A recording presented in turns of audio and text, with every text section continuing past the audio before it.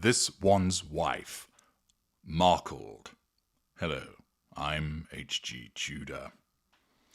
The term markled refers to people, brands, organisations, projects or entities that have suffered reputational damage, financial loss, or outright failure owing to their association with this one's wife. I often frame it as the Sadim touch, the Midas touch in reverse, whereby anything that this one's wife touches turns to shit. Let's just have a little reminder of the things and people and events that have been markled.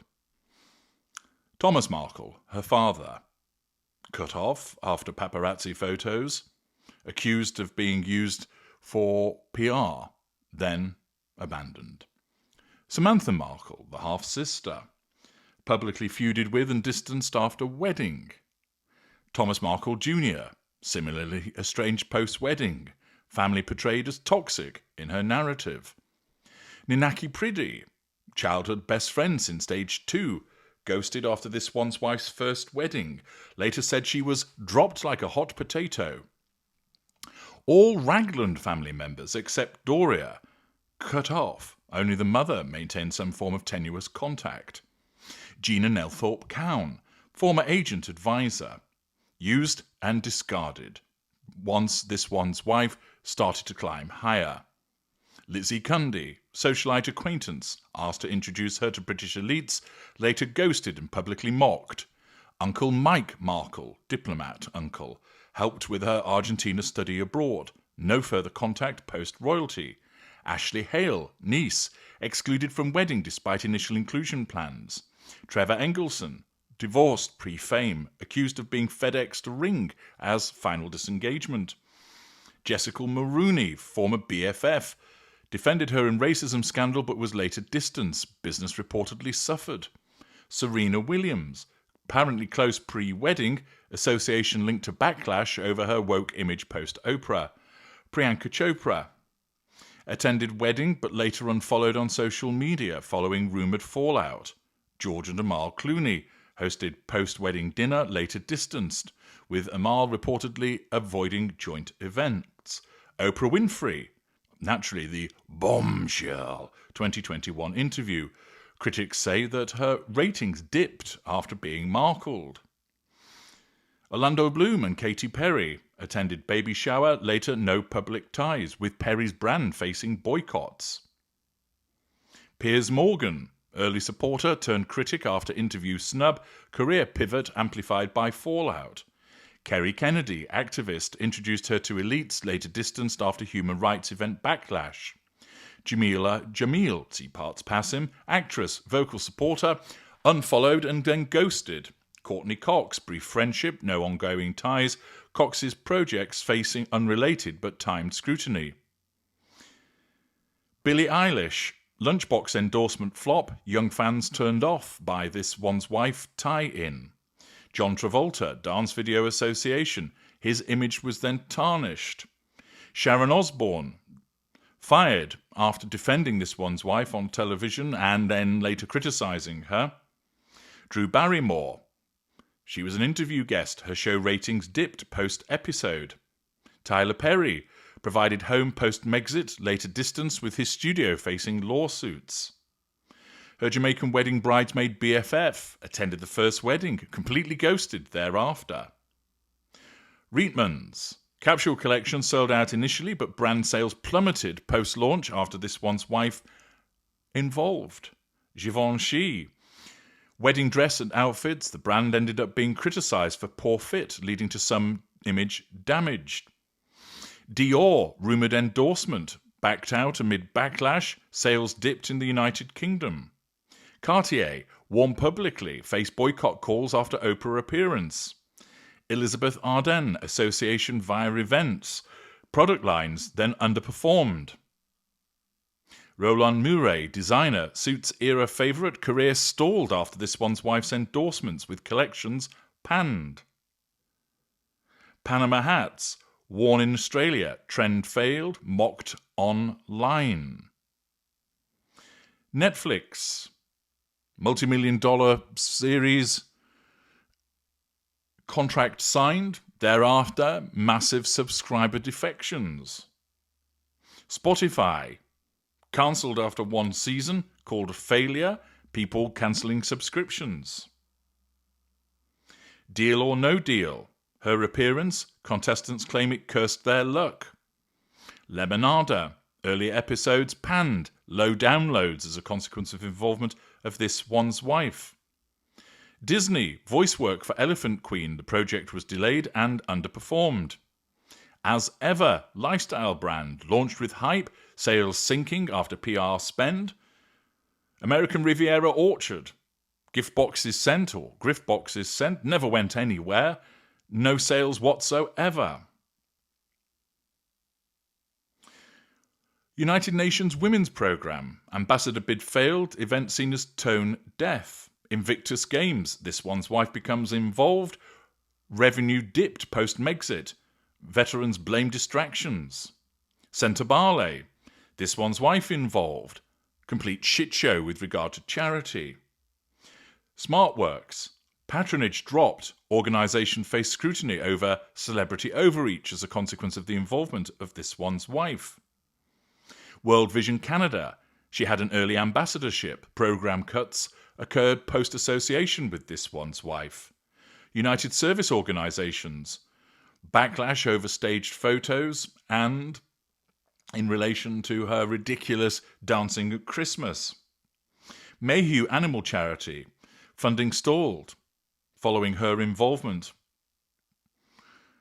Uvalde, visit perceived as opportunistic. It resulted in donor pullback. California wildfires relief. Mismanagement claims arising from the involvement of this one's wife.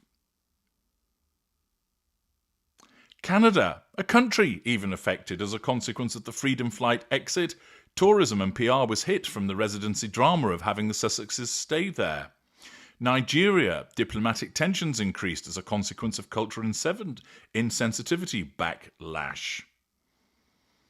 40 by 40 initiative, the partnership winners felt used by this one's wife and the programme fizzled. Dish soap, featured in Netflix, memed as cursed. The bees in Montecito, local complaints arose about the hives that were used. Those are many of the examples of how getting this one's wife involved in something then results in a downturn in popularity, sales, whatever it might be. And it's gone and happened again. Yes. What's been markled this time? Well, according to Realtor.com, a sprawling Montecito mansion that was used as the backdrop for this one's wife's bombshell Netflix documentary doesn't appear to be benefiting from its brief moment in the spotlight. The 13,600 square foot Spanish-style dwelling, which sits a short distance from the Sussexes' own Montecito home, has faced a desperate battle to find a buyer during the last few years, bouncing on and off the market multiple times since it was first listed for $33.5 million in August 2021. When it first made its appearance on the market nearly 1,500 days ago, the property was one of several high-value estates to have been listed in the Tony, Santa Barbara enclave, which is famous for its A-list residents, leafy green streets and very pricey properties. It was then taken off the market in November of that same year before appearing again in relation to the Harry and This One's Wife series, Harry and This One's Wife.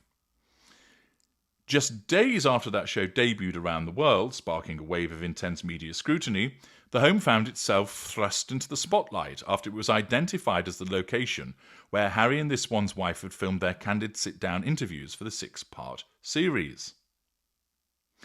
Though the documentary didn't reveal in-depth glimpses, the sensational nature of the series prompted a tidal wave of news coverage that it was only a matter of time before the property where filming took place was swept up.